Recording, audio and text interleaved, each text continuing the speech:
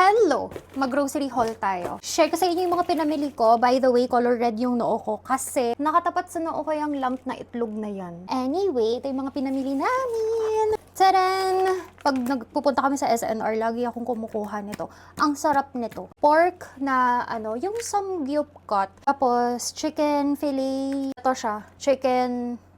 Chicken thigh fillet na merong skin pa. Ang gagawin ko dito sa tatlong to is i-repack ko sila. Para paglagay sa ref, syempre titigas yon. Tapos kapag gustong kumain, kukuha na lang ng isa. Tapos i-defrost. Hindi yung kagaya ng ganito siya kalaki. Tapos i-defrost mo lahat. Tapos kukuha ka lang ng kalahati. Yung ganon, sobrang hassle nun. And box number 2. Chicharon. Yee! My favorite egg. Tapos lately kasi nahihilig ako sa kwek-kwek. Pero instead na kwek-kwek yung kakainin, ang ginagawa ko, naglalaga ako ng quail eggs, tapos inilalagay ko siya sa suka. So yun yung version ko ng kwek-kwek.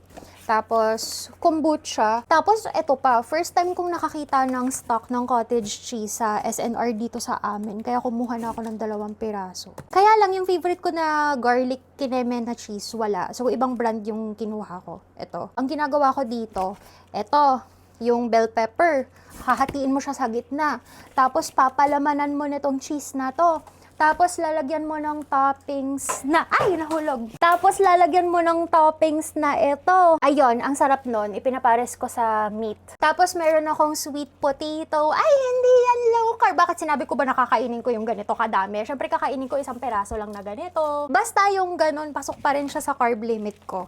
Meron din akong okra, cucumber, calamansi. Ito palagi ko nakikita na nire-recommend na mustard. Kaya susubukan ko rin. And lastly, ako ay magpipizza. Talong yung ilalim, ganun.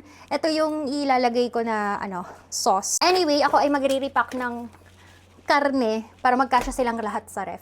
Yun lang, bye.